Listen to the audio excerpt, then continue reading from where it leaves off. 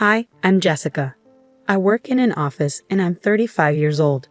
Right now, my husband Bob and I are staying with his parents because he got transferred. But don't worry, it's just temporary. Bob seems happy to be back in his old home, but I'm really eager to find our own place and move out soon. The thing is, I don't get along with my in-laws very well, especially my mother-in-law. She's always been a bit mean, but now that we're living together, she's even tougher to deal with.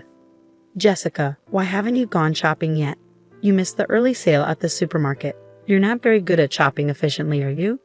I forgot to mention, I work from home with permission from my company, but I still have to work during the weekdays.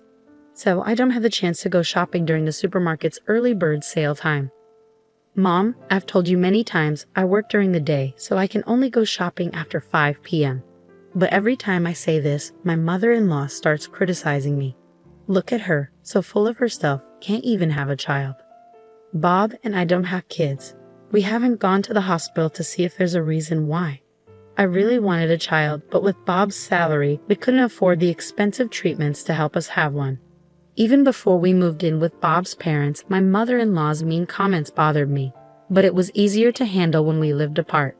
Now that we're together all the time, I hear her rude remarks nonstop. My father-in-law doesn't say mean things directly, but he bothers me in his own way. He thinks women over 30 are old, and since I'm 35, he treats me like I'm ancient. Hey, old lady, pass me the ashtray. And why are you wearing a skirt? Nobody wants to see your legs. I want to say, if I'm old, what does that make you, about to turn 60? I'm not a pushover, so I always talk back when they say something rude about me, but that just makes our relationship worse, because they think I'm being bossy.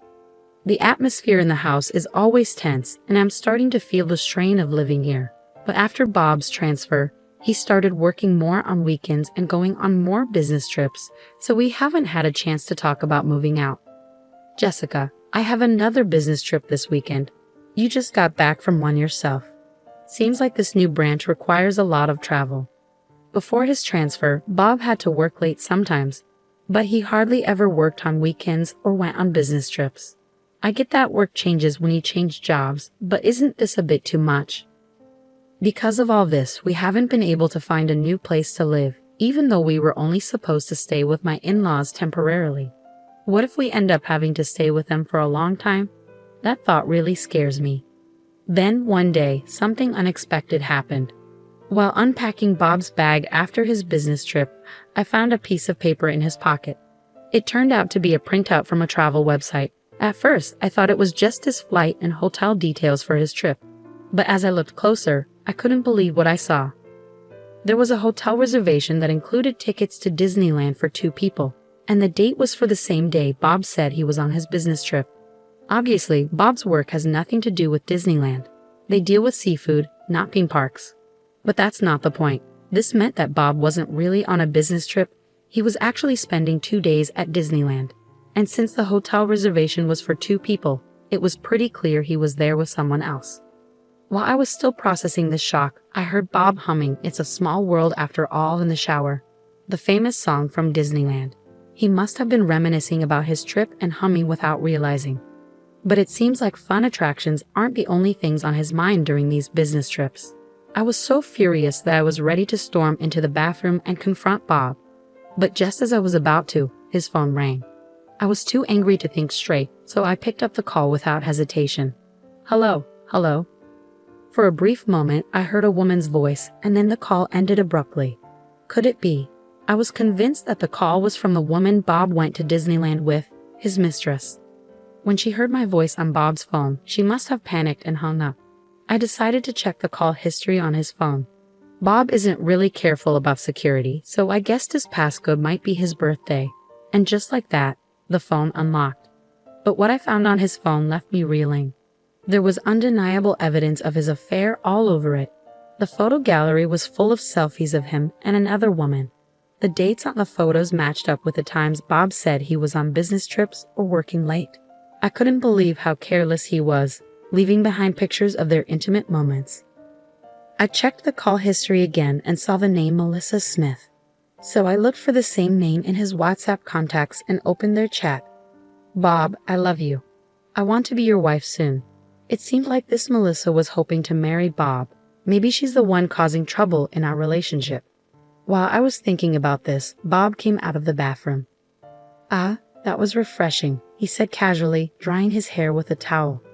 Facing Bob, who was drying his hair with a towel as if nothing was wrong, I didn't waste any time. "Feeling refreshed, huh? Seems like you're refreshed in more ways than one, huh?"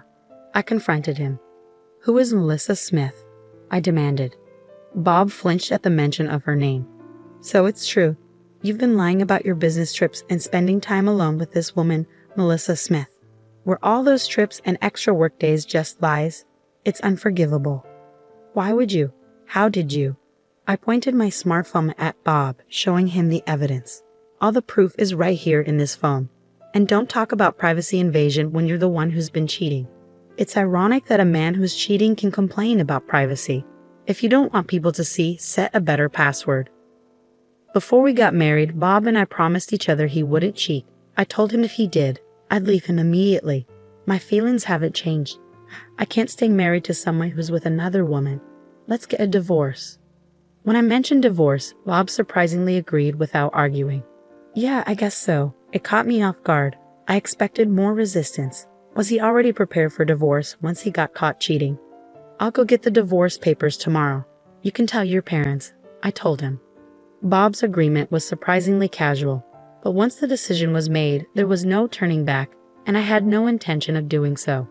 Was this the end of our marriage? I felt a pang of sadness. The next day, I left early to pick up the divorce papers from the city office and run some other errands. When I returned home late at night, I found my husband and his parents waiting for me. "So you finally decided to come back. We were wondering how long you were going to wander around," my mother-in-law remarked as soon as she saw me. With Bob present, she should already know about his cheating and our decision to divorce. Shouldn't she say something like an apology before making a snide comment? But instead of apologizing, my mother-in-law said something unbelievable. "Well, it doesn't matter. At least you're finally leaving. We don't want to see your face anymore, so it's just as well you've been gone all day." "What do you mean?" I asked, taken aback. With a smug smile, my mother-in-law replied to my question, exactly as I said. "I'm fed up with seeing your face. Now that Bob is back, you were just in the way. You're always talking back and you lack any charm. Even when I tried to make you uncomfortable enough to leave, it took you so long to catch on. I finally had to use my secret weapon." "Secret weapon?" I repeated, confused. My mother-in-law looked pleased. "You already know the name of Bob's girlfriend, right?" "Yes, something like Smith." Why was she checking if I knew the name of Bob's mistress? You see, I have a friend from my book club, Mrs. Smith. Her daughter is such a well-mannered, charming young lady. She's 10 years younger than you, only 25.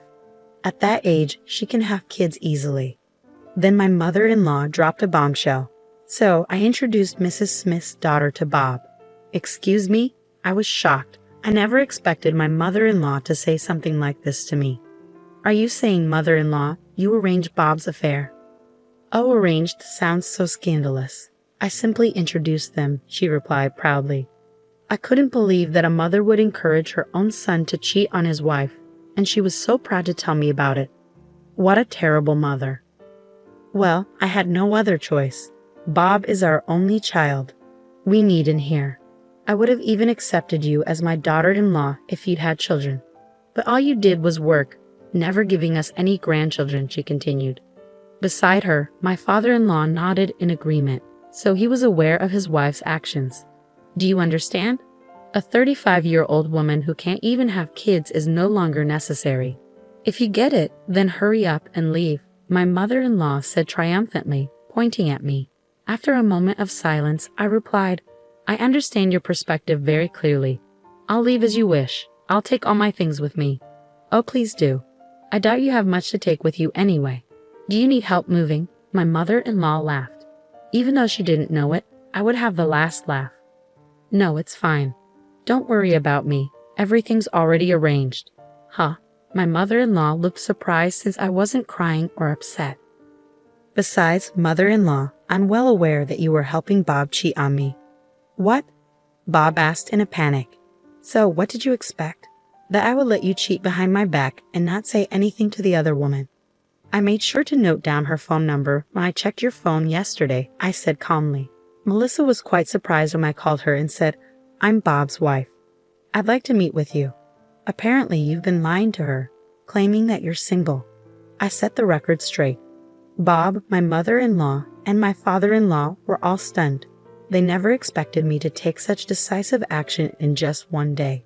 Melissa found out that she was the other woman in your affair, and she was really upset. And Mrs. Smith was furious too. Bob, your mother, and you, father-in-law, she even talked about suing both of you for marriage fraud. I couldn't help but feel for her, so I promised to assist her in any way I could. What? Bob was visibly shaken, and my mother-in-law was in the same state. Considering the ordeal Melissa went through, I've chosen not to seek any compensation from her. Instead, I'll increase the amount I'm demanding from you, Bob, and you, mother-in-law and father-in-law. Compensation. Why should we have to pay for anything? My father-in-law blurted out in panic. It's one thing if it's just Bob, but we're not involved. He seemed to expect his son to face consequences for his actions, but they never imagined they'd be held accountable too. You think you can benefit without facing any consequences? That's not how it works, I replied. Actually, you are involved.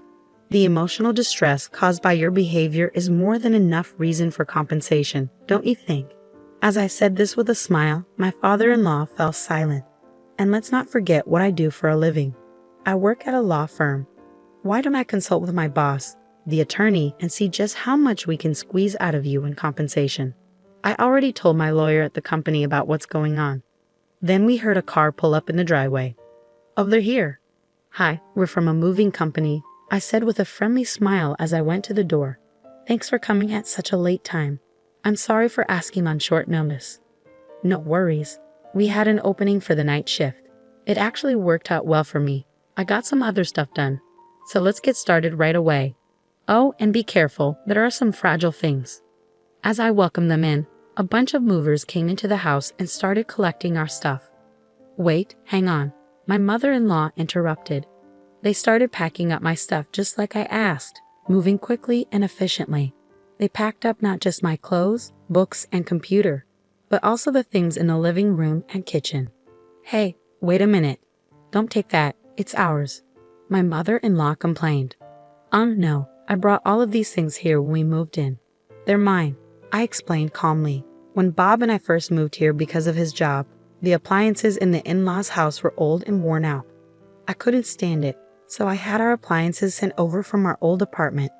Now it seemed like my mother-in-law had gotten used to the new appliances and thought they were hers.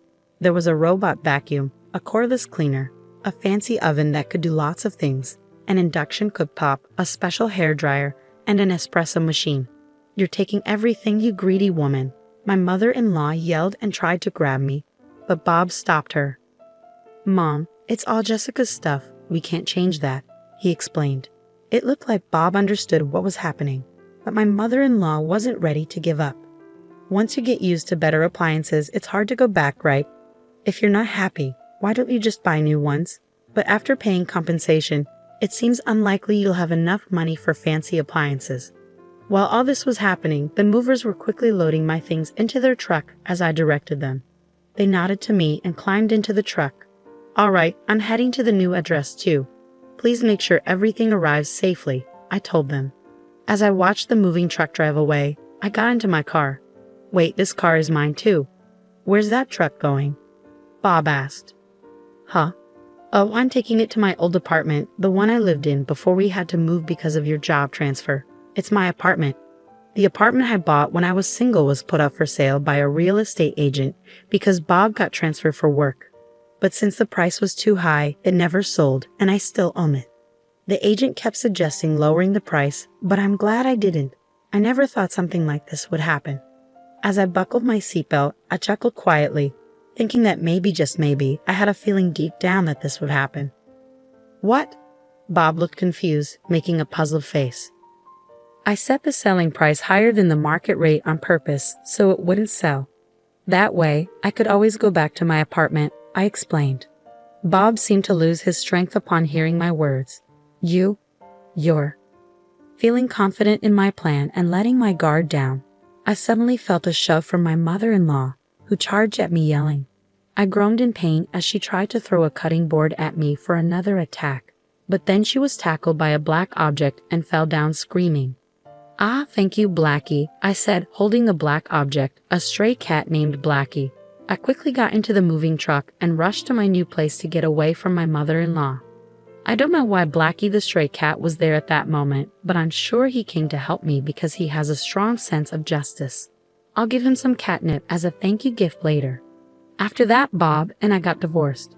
The law firm where I work filed a lawsuit for compensation against Bob and his parents.